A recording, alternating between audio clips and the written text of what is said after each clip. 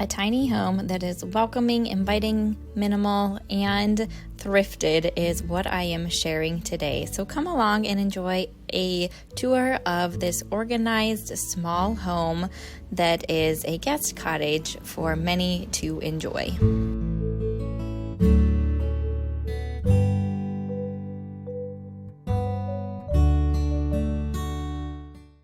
Well, welcome to our 450 square foot little guest cottage. I wanted to share with you how I have maximized this space to make it livable for guests who come and visit. We do have it on Airbnb, VRBO, and we have our own website, and it's also used for family and friends, but it's something we designed, we created, and it's been open now for 3 years.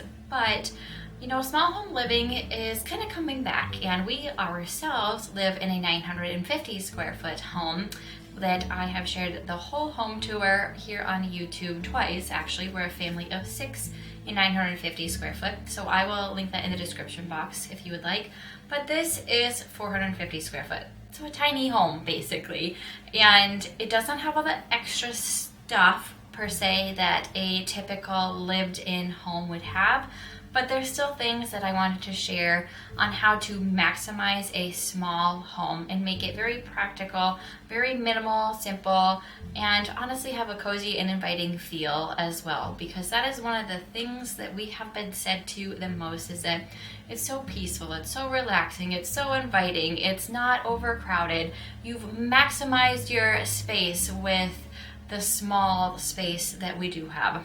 From the outside, it looks tiny and teeny, but many people say when they open the door, they just feel like there is a large welcoming space that they can enjoy.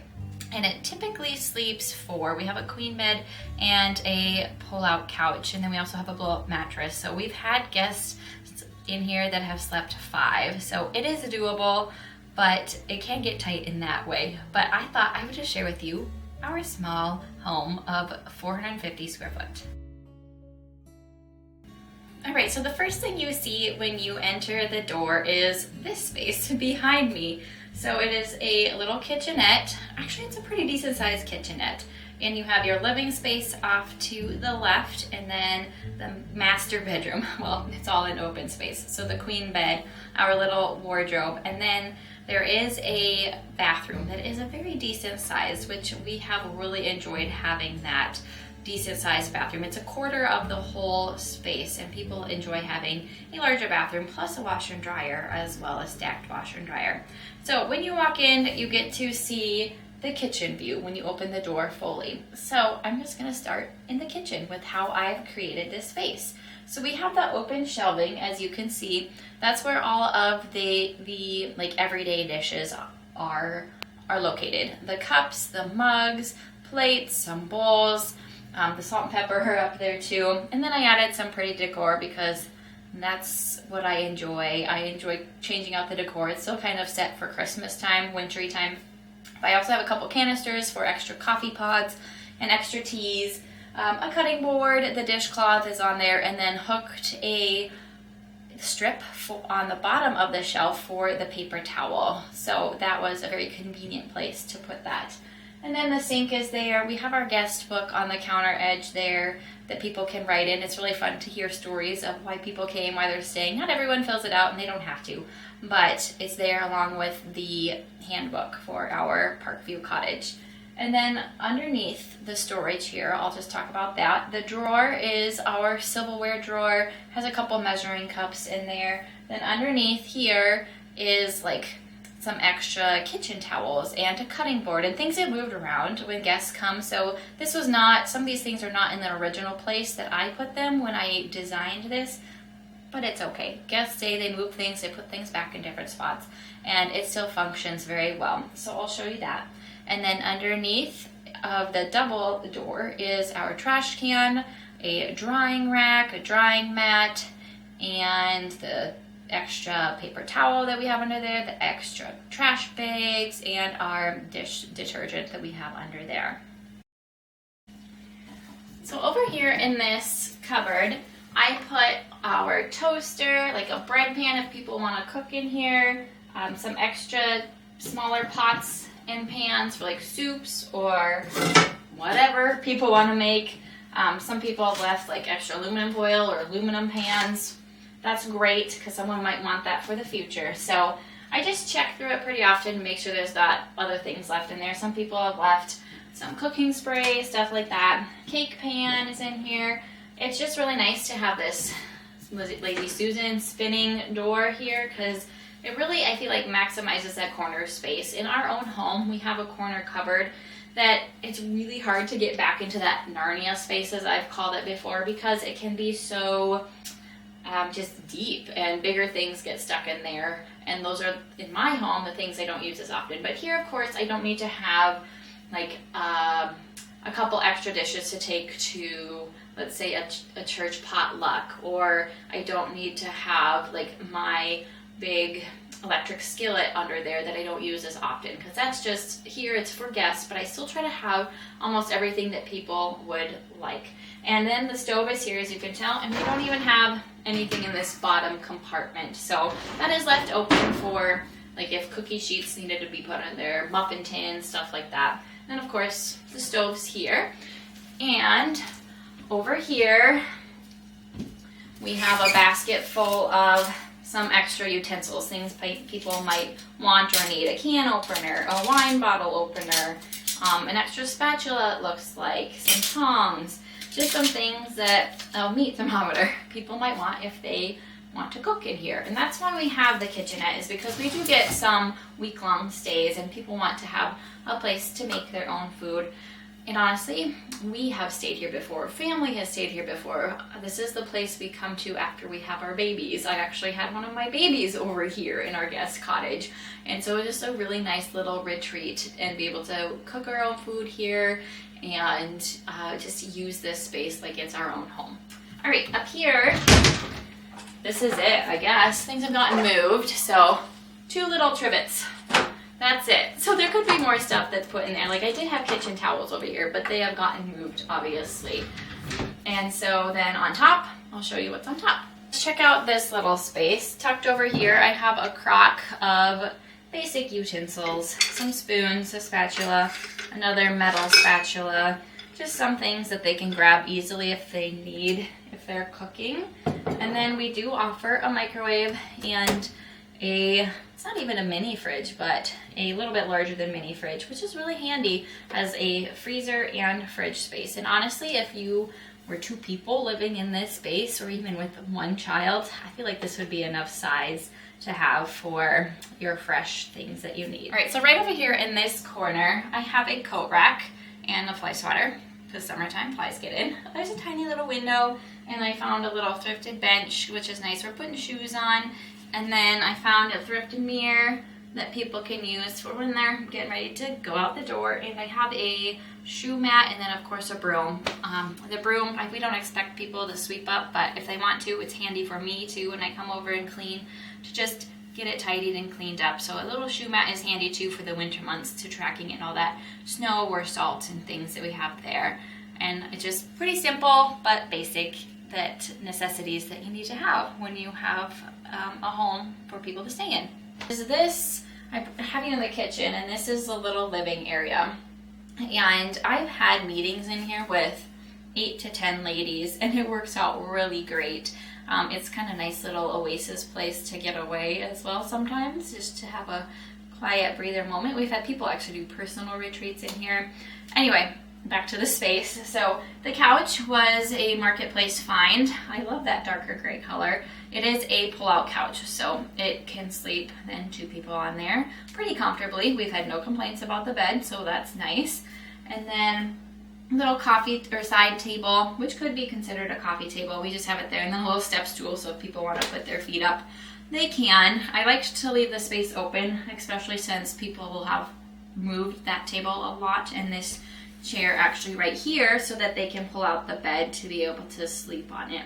And this chair was a marketplace find. A lot of my items were marketplace finds, other than like creating the whole kitchen and everything. If you didn't know, this space was a woodworking shop, built in, I want to say 1915. So we renovated it into the cottage. So that's kind of where it's at. I do have a whole playlist from many years ago about our little fixer-upper home. That was like when fixer-upper was big, and so I called it that. So I'll link that in the description box too if you're interested in like the gutting it down to the bare bones into now the space we've created. So then just had a chair, a rug, of course, marketplace rug, and then this table, I had found out it was like a 100-year-old table, so I'm looking at getting a new one because it's gotten use over the last 3 years and a little bit wobbly, but a 2-person table that you can pull out. Those drop leaf tables are wonderful for saving space. Then we mounted a little TV. That's a tiny little like fireplace, faux fireplace that people can use for actually warmth too. It does work and it's kind of fun in the winter months here. And then we have a mini split unit that is our heating and cooling that we have right above the TV, which is really nice for this size of space. It heats well, it cools well, it keeps up really great in this 450 square foot space. So that's the living area. So I'll move you on over to where the bed is at. Before I talk about the bed and like the underbed storage, let's talk about this piece. This armoire was one I found on Marketplace as well, and it is used for some storage. So we don't have a lot in here. I have a big tote in the bottom for personal use of cleaning supplies and extra snack supplies that I put out on the kitchen counter, things of that nature. The vacuum's in there. It's a little vacuum. A Swiffer dust mop is on the floor, or that we use on the floor is in there, and an air mattress, I think I said. Then there's some hanging room for people's clothes because there's no closets in here, as you can see. So I thought this would be ideal for people to be able to put their clothes and hang them. We also do have a luggage rack back here that people can grab out and use to put their suitcases on if they wish. So it just adds an extra element to be able to have space for clothing because people need that type of space just like we do in our own homes. And up top, I actually use this basket for kids' toys. So we have had families stay here, or a mom with a kid or something. And being a mom of 4 myself, it's nice to have different toys for kids to play with while you're in a place. So that's fun. A few extra read books that people might want to peruse if they're just lounging around, sitting around, don't want to watch TV, whatnot. So let's move to the bed, and I have 2 containers under the bed for extra bedding because obviously we need that for the pull-out couch, and extra bedding just for when I clean. I need to switch it out quickly and throw the other one in the washer or dryer so I can move fast enough for when the next guest comes. We have extra blankets, extra pillows, and 2 zipper containers under the bed. And then the nightstands were Marketplace finds as well, but in those, I don't keep a whole lot. There's like a little devotional book I put in there, a Bible, and a couple card games actually that I put in those drawers. I wanted to mention my curtains. So the blinds are a wood blind, like bamboo wood, that are just light filtering. They're not light darkening. They don't black out the room.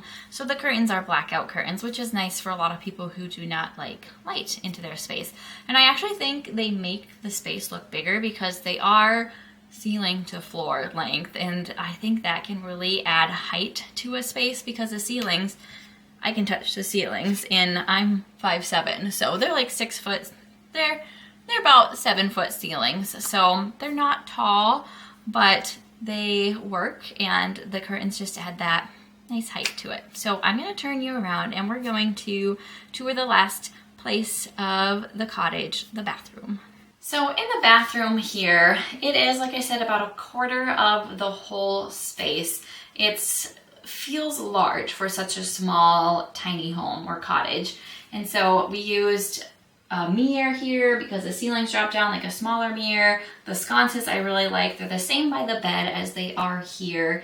And then I DIY'd this vanity that is here. So we left the wood top and I just did some polyurethane coating. It's holding up decently well after 3 years, I guess, of use on it. I might need to recoat it because all the water next to the sink is kind of starting to make it peel. But anyways, with the vanity slash sink area that DIY'd from the dresser, like I said, we made storage in the drawers. So some extra hair products that people might want, the extra toilet paper, so hair products as in like the straightener, a curling iron, and blow dryer, things like that. I use extra toilet paper in there and put even a few extra towels in those drawers. I try to keep it pretty simple, not in that area, because it is an old dresser, so the drawers are a little bit harder to open, but that would be a great way to maximize storage, is using those drawers for things that you might want. All right, you probably don't need to see too much. It's the shower.